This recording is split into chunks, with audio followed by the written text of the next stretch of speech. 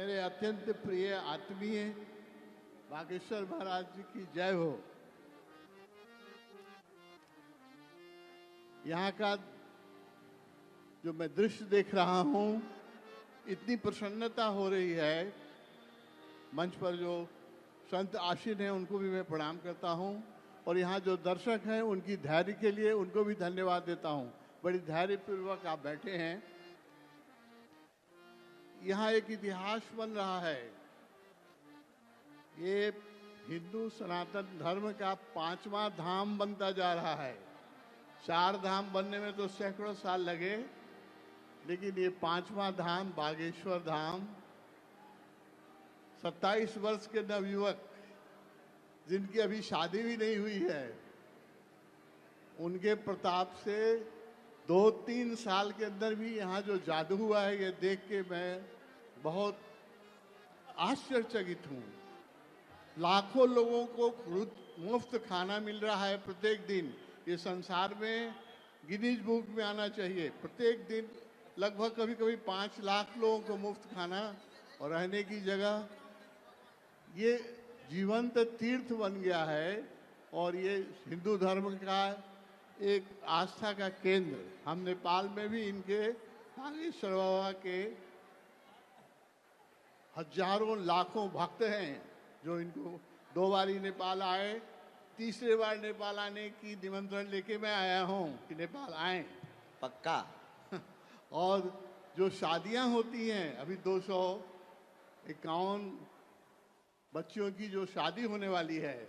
बागेश्वर बाबा इधर सुनिए महाराज इधर सुनिए। अगले साल जो कुमारियों की शादी होगी, उसमें नेपाल के लिए 10 सीट रखिए। नेपाल की बच्चियों का भी कल्याण करना है आपको, है ना। और विवाह होना चाहिए अंतरजातीय अंतरदेशीय, तब दुनिया नजदीक आएगी।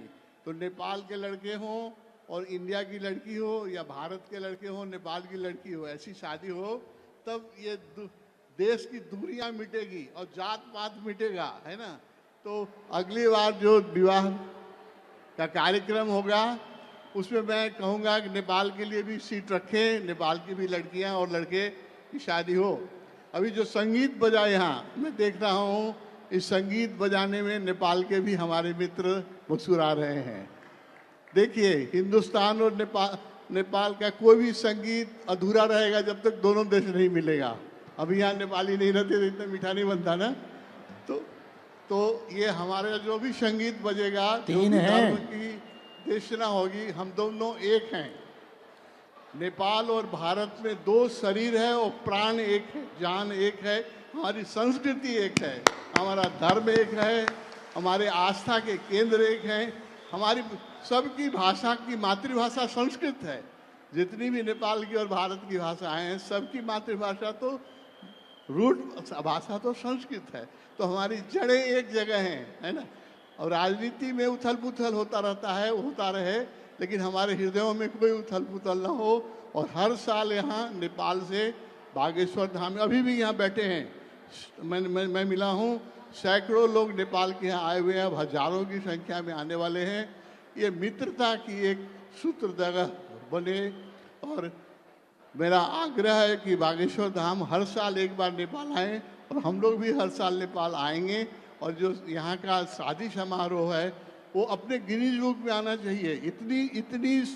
इतनी जन समूह किस विवाह में शामिल होती है बताइए। तो 5 लाख लोग किस विवाह में शामिल हुए हैं, तो इसको गिनीज बुक में आना चाहिए। और एक बात मैं विनती करूँगा, मैं इंजीनियर हूँ इसलिए कह रहा हूँ कि इस जगह के एक मास्टर प्लान बनाइए। नहीं तो भीड़ जैसे बढ़ती जा रही है, कल होकर के दिक्कतें होंगी, ड्रेनेज की, पानी की, रोड की। इसलिए गवर्नमेंट से मेरा आग्रह है, इस सरकार से, मध्य प्रदेश की सरकार से, कि इस जगह का एक मास्टर प्लान बनाया जाए, क्योंकि दुनिया में एक अनूठा तीर्थ बन रहा है धीरे धीरे। और बना कौन रहे हैं? 27 साल के नवयुवक जो अविवाहित हैं, लेकिन उनकी साधना दिखाई नहीं पड़ती है। उस 27 वर्ष के हैं, लेकिन मैं जानता हूँ कई जन्मों से साधक हैं, कई जन्मों से साधना की है। उनकी साधना के प्रभाव से ही ये जादू हो रहा है। दुनिया में आश्चर्य आपने सुना होगा, 7 wonder of the world. Bageshwar Dham मैं देख रहा हूँ 8th wonder of the world है, ये 8वां आश्चर्य हो रहा है। हम लोग बागेश्वर धाम सरकार के धन्यवाद दें इस जादूगर को, ये जो मैजिशियन ये जो कर रहे हैं ये मैजिक है, मनुष्य नहीं कर सकता है। तो इनको धन्यवाद देते हुए मैं अपने वाणी को विश्राम करता हूँ। अब ताली बजा करके इनका अभिवादन करें। आपका अभिवादन।